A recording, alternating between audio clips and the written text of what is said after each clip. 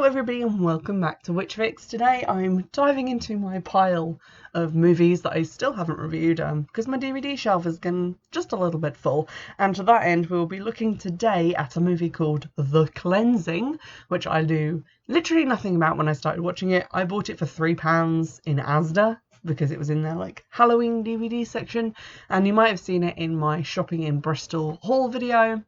So that's the one we're going to be looking at today. It is a certificate 15. It was released in 2018 and it does contain some sort of gore and very sort of bloody elements. Also, I'm going to trigger warn for a scene which is sort of reminiscent of sexual assault. It is a scene in which they try and find a witch's mark on someone. So it isn't actually sexual assault, but is similar enough to that I felt I should trigger warn for that. Not really anything to do with the movie, but thought I'd start out with a quick moan about Asda. I purchased the film. It was obviously the DVD box was in plastic wrap inside the cardboard sleeve. Went through the self-checkout, purchased it, didn't think any more about it until now, like 2 months later when I came to watch it, and discovered that it had a security tag on the DVD inside the cardboard sleeve. So in order to get the disc out, I had to break the case. I feel like you shouldn't let people go through the self-checkout with DVDs if they have these tags on them, and it should trigger something that will alert me to the fact that I'm buying something that I can't actually open. So that's annoying as fuck, and I advise you to check on that if you're buying things from Asda. But aside from that, I did actually enjoy this film and do recommend that people watch it. I will say it's quite similar to The Witch. Obviously came out a while ago. It, I would say, is not maybe as good as that film, but is definitely, like, if The Witch is a 10 out of 10, this is definitely a strong 9. So I encourage you to go watch that if you enjoyed The Witch, and to be aware of spoilers in this review before going to see the film, because I will be talking about plot elements and twists and turns that the plot does take. So in starting up the DVD, I was greeted by 5 separate trailers for other films. This film is produced by High Flyers and Tornado Studios, and there were 3 trailers also by those companies, which were sort of for historical films set in World War II, and one which was about Boudica, apparently. So historical films with an emphasis on women, because one of them was the Angel of Auschwitz. So I was kind of hopeful from those trailers, because it did seem that a lot of effort had been put into the historical setting. The acting in the trailers was pretty good, and although it did have kind of a whiff of the low budget about it, just something in terms of like the lighting and how some of the shots were done, didn't seem like they had like a massive budget, but it definitely did seem like those films were pretty good quality. The other 2 trailers were for films by Uncorked Entertainment, which looked terrible. So I was kind of happy that the companies that were involved in the making of this film, The Cleansing, were the ones on the good, semi-well-produced looking trailers. So I had high hopes going into the film, and for the most part I was not disappointed. As I've already said, it was quite a good film and I enjoyed watching it, and now I'm going to get down into the nitty-gritty of why I enjoyed it, what the film is about, and how the story unfolds. So the main character, you do find out her name, I think about 20 minutes into the film, but her name is Alice. We open on a scene of her kind of crawling out of a river by a waterfall.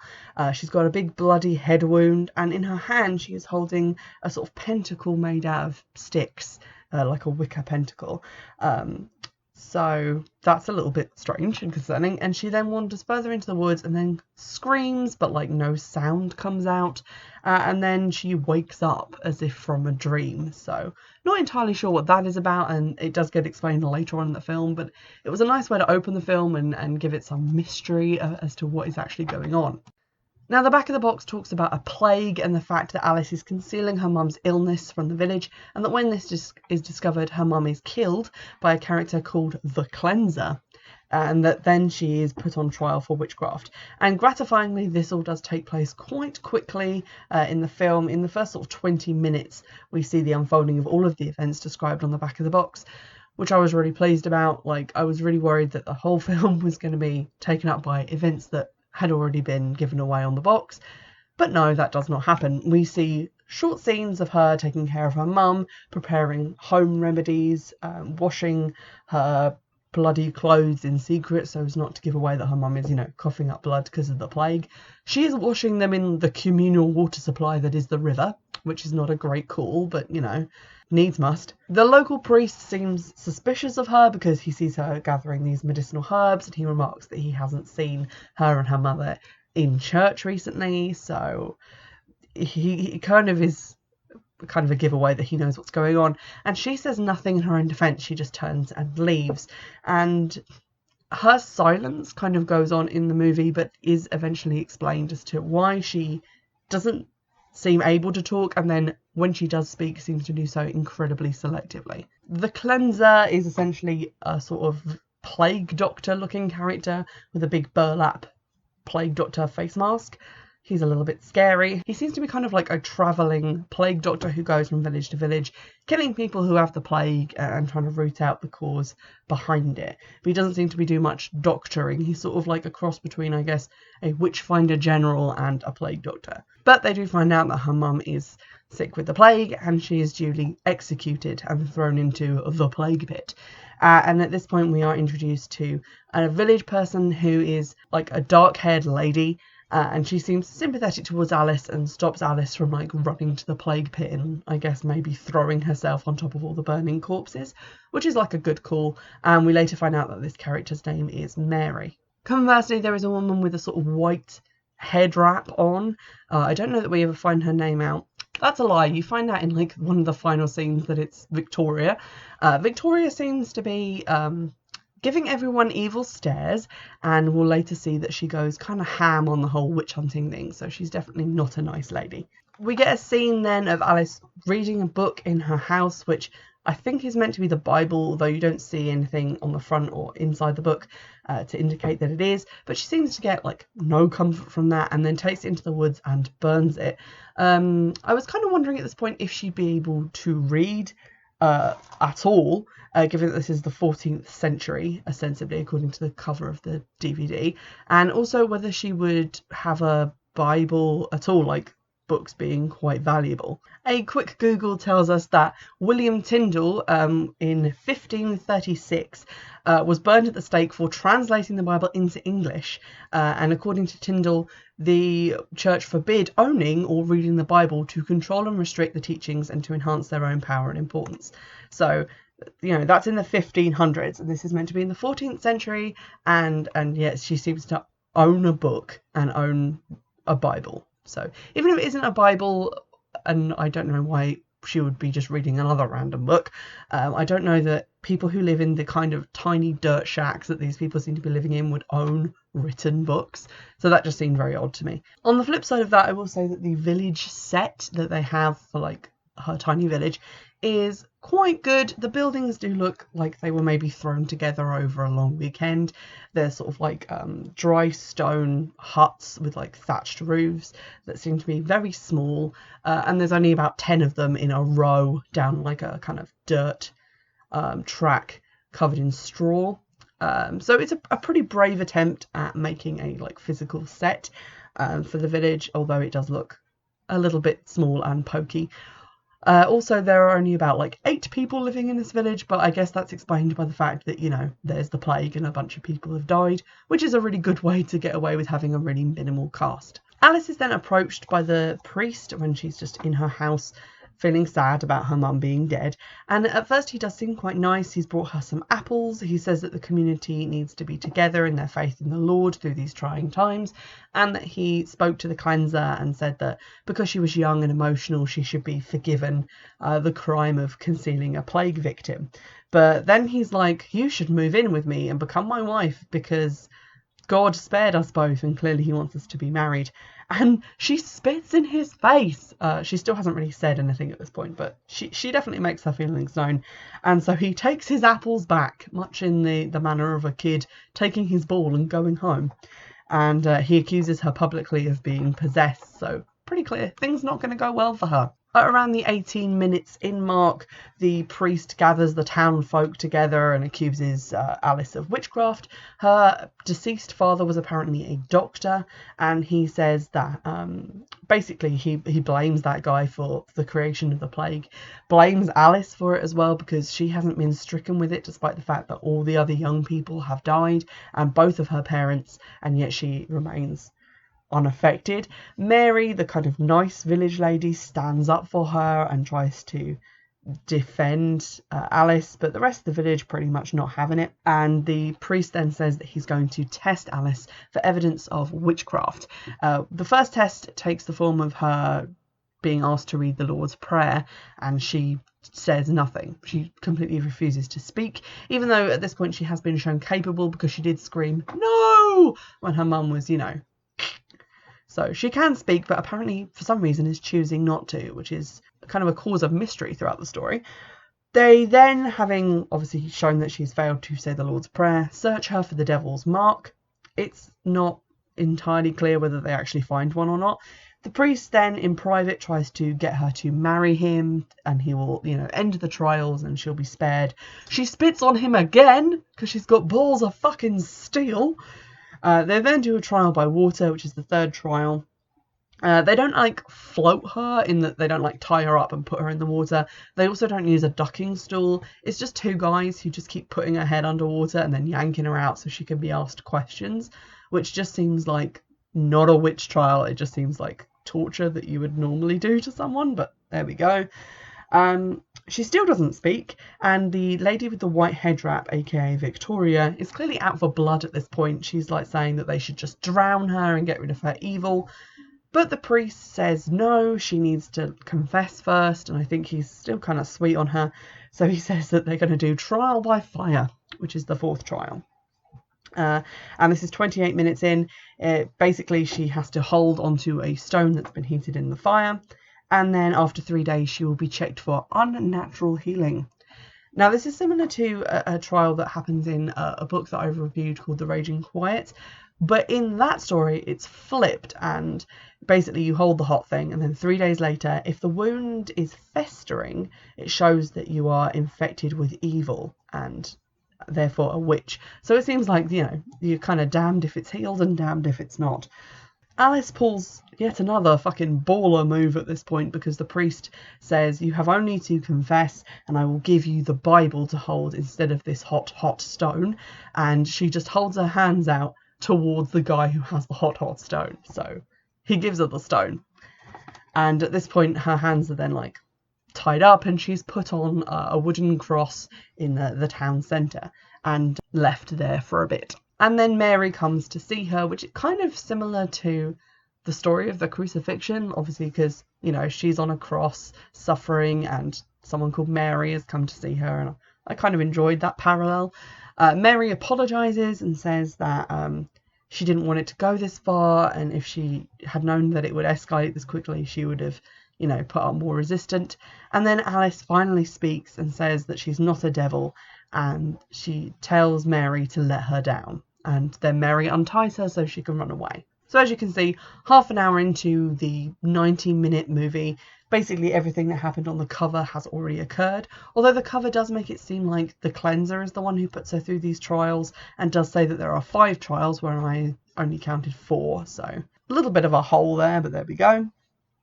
Alice runs off into the forest and is eventually sort of pursued by a sort of shadowy figure in the trees, and then discovers a cottage with bone wind chimes, which seems cool, and is then unexpectedly chloroformed. She wakes up and there's a random guy who I at first thought was some sort of friar because he's wearing a brown robe, but he just seems to be just a normal hermit man.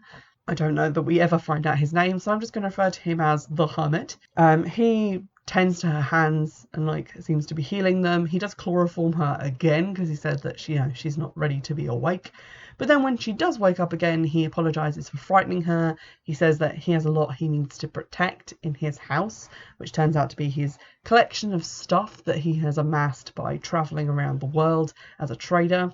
And he does offer her some stew in quite a funny moment because she comes out of the house clutching this big knife and he's just sitting there with his back to her do you want some stew?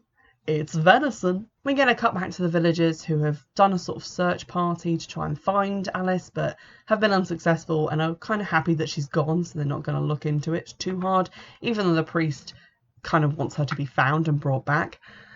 The hermit, meanwhile, introduces Alice to some of the things that he has in his hut, including a root, which when burned, the smoke produces visions, and she has a vision of the cleanser stabbing her, which is concerning. He gets annoyed when she just randomly goes through some of his other stuff, and she finds this pot of a very dangerous white powder, which he says was used in ship battles, and that when it comes into contact with water is kind of explosive and burns people, as well as, you know, wood and other stuff that it's put in contact with. I couldn't really work out what this powder was meant to be. I did a quick Google, and there are things that react with water, which are like sodium, lithium, potassium, various elements. I thought maybe it was meant to be phosphorus, but, you know, it's just a dangerous white powder. Let's just leave it at that. We get a little bit of backstory on the hermit who lost his daughter to the plague, and he couldn't cure the plague, so he believes that it was sent by the devil because God couldn't create something that was this horribly cruel. So it seems that even though he knows about all these, like, foreign substances and things that he's brought back, he's still quite a credulous man and believes in the devil and God and all the rest of it. But they kind of form a relationship where he starts teaching her these things that he's learned about herbal healing and all these compounds that he's brought back with him. And because he's lost his daughter and she's lost his father, they kind of fall into a father-daughter relationship and get together and, you know, bond in a montage. From this point on, this is going to get quite spoiler heavy, so if what I've told you so far has intrigued you to go and watch this movie, and I do suggest that you do, go forth and watch it. And in the meantime, I'm going to sit here and tell you a little bit about the plot as it unfolds. A new character turns up. We also never find out his name, so I'm going to refer to him as the trader. He's a black guy. He just kind of stumbles into the camp looking for food. He has a brief tussle with the hermit, but eventually this is diffused by Alice just giving him some bread. We find out that he is a trader from the east who lost his horse when it bolted with all of his stuff on it, and he's hungry and alone and just generally pretty sorry for himself. The hermit is very interested in this guy leaving as soon as possible. He seems threatened by the presence of a stranger, so they let him stay there for the night, and then the hermit is like, okay, sure, go on, I'll give you a spare pair of trousers. It then becomes clear that the trader has the plague. They see that he has like the pockmarks on him of the plague, and the hermit kind of loses it and escorts him from the camp at knife point, fearing that he will infect Alice. Although straight after that, the hermit reveals to Alice that he is also suffering from the plague, and he says that she isn't to worry because if she was going to get it by now she would have, so clearly she's immune. And he's upset because he's going to die soon, but he wants her to face up to what she's running from before then, and he wants to help her do that. This midsection of the film is where it kind of lost a bit of momentum for me, because there's a lot of quite repetitive scenes of just Alice and the hermit guy hanging out, doing herbal medicine stuff, talking about their relative backstories. Nothing really seems to be happening, but at this point the action does kick up again for the final third of the movie, so I think the middle part was just a lull in the action while we allow their characters to develop. It also allows for some exploring of Alice's character, why she doesn't speak, even though she has been shown on several occasions to be able to. She says, sort of by mutely responding with nods and shaking of heads to the trader, that she can speak, but she just chooses not to for various reasons. The hermit guy, in aid of helping her to face up to whatever it is she's running from, gets her to eat the hallucinogenic smoke root so that she can go on a kind of, I guess, vision quest. I'm not really clear on what to call it, but basically she's going to go to sleep and have some pretty wild dreams. We then get a cut back to the village. The priest, who is apparently shacked up with the evil headscarf lady, is then visited by the cleanser, and he tells the cleanser obviously that they discovered a witch and that she then escaped. And the cleanser decides to track down Alice and tells the priest to deal with Mary, who they have locked up in a cell for obviously helping Alice escape. We then get, basically via this vision quest experience, Alice's backstory, and a lot of things about her suddenly become clear. She is in the woods, she sees a man who she identifies as her dad. He tells her it's time to stop running. And then we go back to the waterfall and her with her massive head wound and the wooden pentacle that she found from the start of the film. And it's revealed that this is not a dream. This is something that happened to her when she was messing about on the rocks and she fell apparently and got injured. And when she goes to her dad, she says that she was rescued by a woman under the waterfall who pulled her out of the water and gave her the pentacle. And her dad freaks out, makes her burn it, tells her never to speak of this again, and says that she is now forbidden from leaving the village. At which point she yells at him and in typical teenage fashion says that she wishes he was dead. And he then clutches his chest, coughs up blood, and dies on the floor. Pretty dramatic, and at this point there's only 20 minutes left in the film, so a lot of stuff needs explaining and working out, and I'm still kind of hoping that she gets her revenge on the village. And I was kind of feeling at this point that how this film ended was going to affect very much how I felt about it, because right up until this point it had been a pretty tense film, but not a lot had happened. It felt like we were building to something, and depending on what that was going to be pretty heavily related to how I felt about it. And I'm pleased to report that a lot of things do get dealt with, and basically everything gets wrapped up really neatly. The film has quite a satisfying conclusion, but there are a few trailing threads that annoyed me a little bit, and we'll get into that in a moment. It appears that Alice is now out of her vision quest, just sort of walking through the woods, although it took me a while to realise that we had returned to normal day-to-day proceedings. She finds a cave. I initially thought she'd gone to like a cave under the waterfall, but it's just a cave in the woods. And there she finds some evidence that someone's been living there, and then discovers the body of the trader. And apparently she deduces from this that he has been murdered as opposed to dying from the plague, which wasn't clear to me because it was quite a short shot we had of his body, but she does mention this later, that he has been murdered. Shortly after this, she is pursued by the cleanser, who appears to have found her somehow. Not clear on how big these woods are, but you know, it is explained how he managed to locate her. She is chased back to the cottage, where she eventually lights upon the white powder in the jar. She throws it on the cleanser, and the dust makes him like cough and retch, and he pulls off his mask to reveal, spoiler alert, that he is the hermit, which I kind of saw coming. I don't know from what point I saw it coming, but I think it was from when he turned up again and you could see his eyes behind the mask, which kind of led me to think that he was going to be revealed as being a person under there and not just this figure with a mask on, and that therefore he would have to be someone we knew of.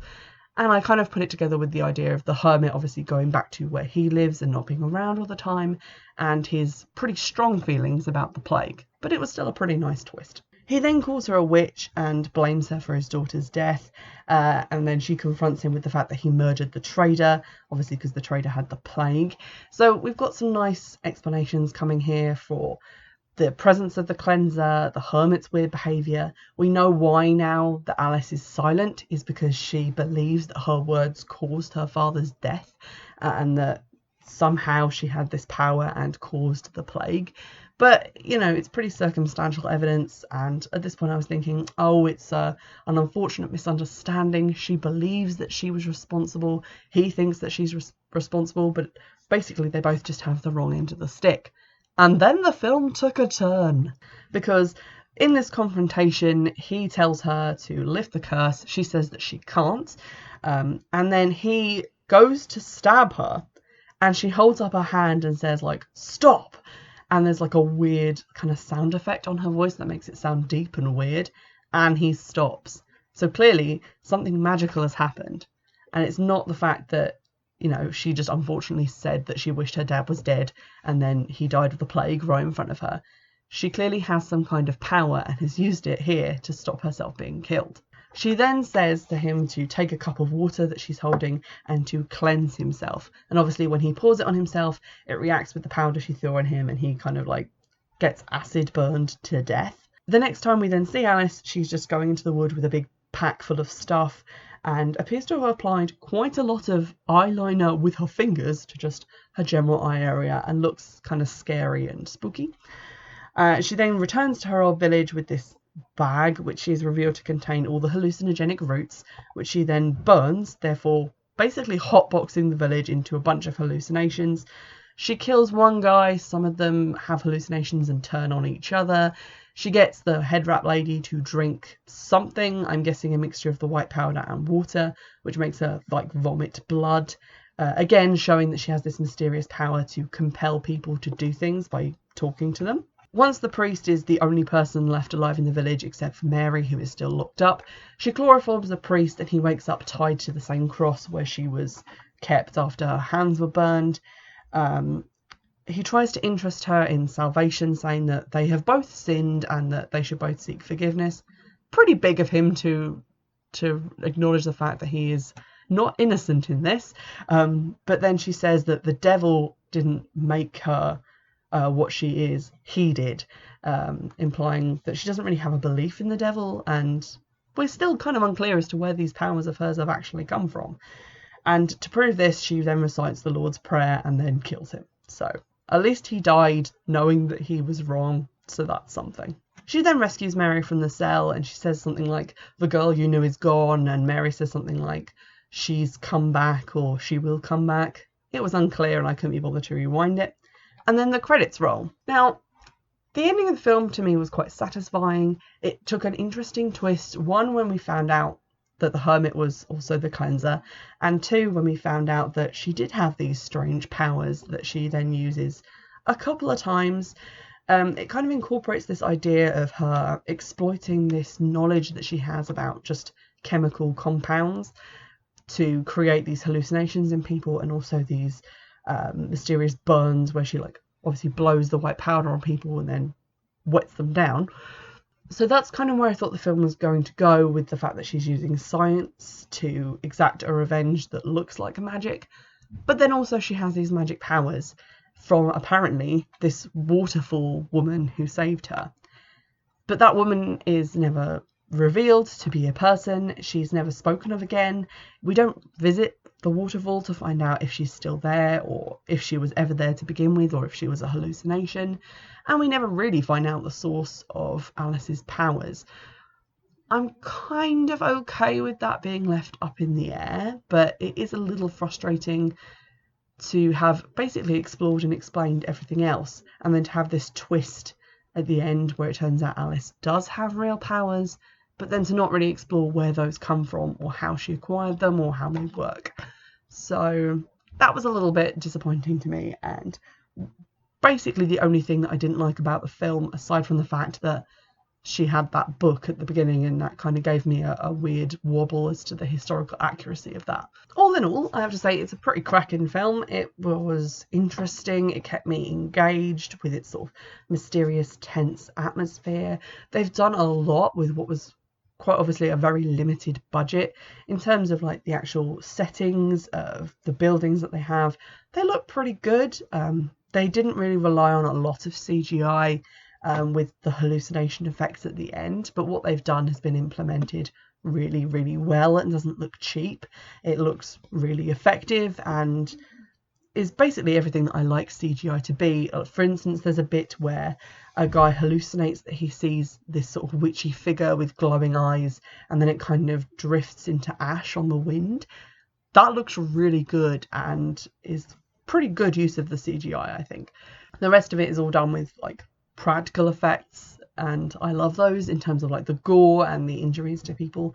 That all works really well. The acting is also really good. I didn't really recognize any of the actors from being in other things, but they all like pull it off really well, especially the priest. He's really good. So is the hermit slash cleanser, and the main Alice character, the actress playing her, apparently this is only her second role, but she does a really, really good job, especially given that she has to convey quite a lot of emotion without actually delivering lines or speaking. So she does a really good job, and it's quite a nice film to watch because of the good job all the actors are doing conveying everything that they need to. Given how recently this film came out, I'm actually quite surprised I haven't seen more about it on like Instagram and stuff talking about it, because it is, as I said, very similar to The Witch, a recent release about witchcraft, and which isn't necessarily like demonizing the witch, because she definitely has a lot of good reasons for doing what she does, and yet I haven't seen like any buzz about this at all, like on social media or like witchy accounts talking about it. So it's pretty cool that I just randomly stumbled across this in Asda, because otherwise probably never would have heard of it. And I do recommend it for obviously people who are fans of The Witch, fans of films like Carrie, where, you know, there's a character who has special powers who kind of avenges themselves at the end. It is quite an enjoyable film.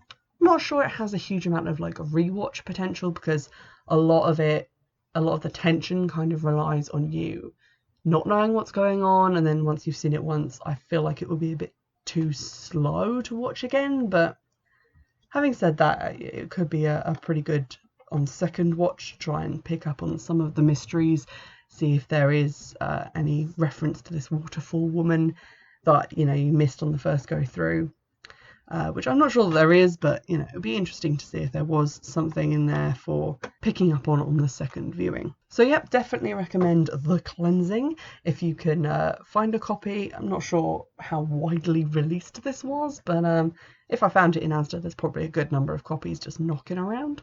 So definitely give it a shot, especially if it comes up on like Netflix or something for free.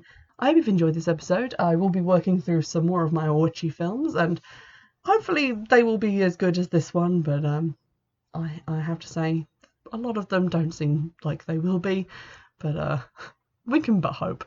And in the meantime, I'll see you in the next one. Bye!